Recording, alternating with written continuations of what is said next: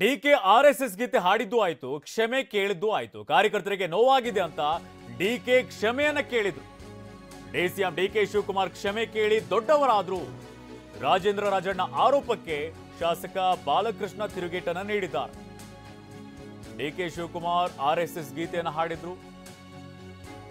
ಅದು ಕೋಲಾಹಲಕ್ಕೆ ಕಾರಣವಾಗಿತ್ತು. ಪರವಿರೋಧ ಚರ್ಚೆನೂ ಕೂಡ ಹುಟ್ಟುಹಾಕಿತ್ತು. ತದನಂತರದಲ್ಲಿ ಡಿಸಿಎಂ ಡಿಕೆ ಶಿವಕುಮಾರ್ ಅವರು ಕ್ಷಮೆ ಕೇಳಿದ್ರು.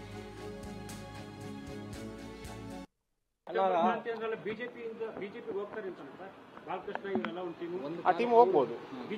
ಹೌದು, ಸೆಪ್ಟೆಂಬರ್ ಕ್ರಾಂತಿ ಅಂತ ಹೇಳಿದ್ರೆ ಇವರೆಲ್ಲ ಬಿಜೆಪಿಗೆ ಸೇರೋದು. ಹೇಳಿಕೆನ ಕೋಟ್ ಮಾಡಿದ್ರಿ. ಅವ್ರು ಡಿಕೆ ಶಿವಕುಮಾರ್ ಅವರು ಹೇಳಿದ್ದಾರೆ ಸರ್, ಡಿಕೆ ಶಿವಕುಮಾರ್ ಅವರು ಒಂದು ಕಾಲ ಬಿಜೆಪಿಗೆ ಇಟ್ಬಿಟ್ಟಿದ್ದಾರೆ ಆಲ್ರೆಡಿ ಅಂತ. ಹಾಗಾದ್ರೆ ಇವ್ರ ಟೀಮ್ ಎಲ್ಲ ಹೇಳ್ತಾರೆ ಸೆಪ್ಟೆಂಬರ್ ಕ್ರಾಂತಿ ಅಂತ ಏನ್ ರಾಜಣ್ಣ ಅವ್ರು 2 ತಿಂಗಳು ಹೇಳಿದ್ರು, ಮುಂಚೆ ಹೇಳಿದ್ರು. ಅದೇ ವಿಚಾರನೇ ಈಗ ನಾನು ಪ್ರಸ್ತಾಪ ಮಾಡ್ತಾ ಇರುವಂತದ್ದು. ಸೆಪ್ಟೆಂಬರ್ ಕ್ರಾಂತಿ ಅಂತ ಏನಂತ ಹೇಳಿದ್ರೆ ಎಲ್ಲ ಬಿಜೆಪಿಗೆ ಹೋಗ್ತಾರೆ. ಸಿಎಂ ಸ್ಥಾನಕ್ಕೋಸ್ಕರ ಈ ರೀತಿ ಮಾಡ್ತಾರೆ ಅಂತಾನೆ ಸರ್.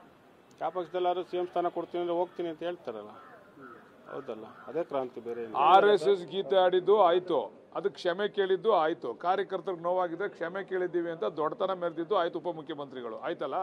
ನೀವೇನು ಹೇಳಿದ್ದೀರಾ? ನಾನು ಯಾವ ಪಕ್ಷದಲ್ಲಿ ಆದಿನದಲ್ಲೂ ಕೆಲಸ ಮಾಡಿಲ್ಲ, ನನ್ನದೇ ಆದಂಥ ಶಕ್ತಿ ಮೇಲೆ ನಾನು ರಾಜಕಾರಣ ಮಾಡಿರ್ತಕ್ಕಂಥದ್ದು. ಆ ಮಾತನ್ನ ಡಿಕೆ ಶಿವಕುಮಾರ್ ಅವರು ಎಲ್ಲೂ ಹೇಳಿಲ್ಲ. ಅವರು ಕಾಂಗ್ರೆಸ್ನ ಶಿಸ್ತಿನ ಸಿಪಾಯಿ. ಕಾಂಗ್ರೆಸ್ ಹೈಕಮಾಂಡ್ ಹೇಳ್ದಂಗೆ ನಾನು ರಾಜಕಾರಣ ಮಾಡ್ಕೊಂಬಂದಿನಿ ಅಂತ ಹೇಳೋರು. ಅದನ್ನೇನು ಹೇಳೋರಾ ಡಿಕೆ ಶಿವಕುಮಾರ್ ಅವರು? ಏನೋ ರಾಜಣ್ಣ ಅವ್ರ ಹತ್ರ ಮಾಹಿತಿ ಇದ್ರೆ ತಿಳ್ಕೊಳ್ಳಿ, ನಮಗಂತೂ ಆ ಮಾಹಿತಿ ಇಲ್ಲ, ನಮಗೆ ಗೊತ್ತಿಲ್ಲ. ಅದು ಅವ್ರು ಏನಾದ್ರು ಹೇಳಿದ್ರೆ ನೋಡೋಣ. ನೀವೆಲ್ಲ ಸೇರಿ ಸಚಿವ ಸ್ಥಾನ ತೆಗೆದ್ರಿ, ಆಮೇಲೆ ನೀವೆಲ್ಲ ಸೇರಿ ಸೆಪ್ಟೆಂಬರ್ ಅಲ್ಲಿ ನಾನು ಏನು ಹೇಳಿದ್ದೇನೆ?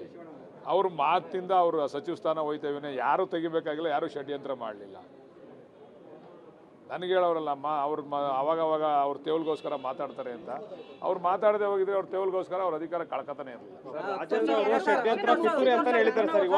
ರಾಜೇಂದ್ರ ಅವರು ಇವಾಗಲೂ ಅದು ಹೇಳಿದ್ದಾರೆ, ಷಡ್ಯಂತ್ರ ಪಿತೂರಿ ಅಂತ ಹೇಳಿದ್ದಾರೆ. ಅಧಿಕಾರ ಹೋದ್ಮೇಲೆ ಇವೆಲ್ಲ ಬಂದೇ ಬರ್ತದೆ ಸಾಮಾನ್ಯವಾಗಿ ಪದಗಳು, ಪಿತೂರಿ ಗೀತೂರಿ ಅಂತ.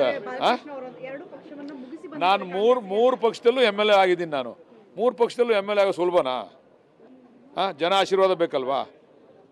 ಜನ ಆಶೀರ್ವಾದ ಇರೋದ್ರಿಂದ 3 ಪಕ್ಷದಲ್ಲೂ MLA ಆಗಿದ್ದೀನಿ. ಹಂಗಂತ ನಾನು ನನ್ನ ಹೈಕಮಾಂಡ್ಗೆ ಗೌರವ ಸಲ್ಲಿಸಲ್ಲ. ನಾನು ಇವತ್ತು ಎಲ್ಲಿದ್ದೀನಿ ಅಲ್ಲಿ ಗೌರವ ಸಲ್ಲಿಸ್ತೀನಿ ಅಂತ ಹೇಳಿದ್ದೀನಿ. ನಾವು ಕಾಂಗ್ರೆಸ್ಸಲ್ಲಿದ್ದೀವಿ, ಕಾಂಗ್ರೆಸ್ ಹೈಕಮಾಂಡ್ಗೆ ಗೌರವ ಕೊಡ್ತೀವಿ ನಾವು. ನಾನು ನನ್ನ ಶಕ್ತಿಯಿಂದ ಗೆದ್ದಿದ್ದೀನಿ ಅಂತ ನಾನು ಹೇಳ್ಬೋದಾಗಿತ್ತಲ್ಲ.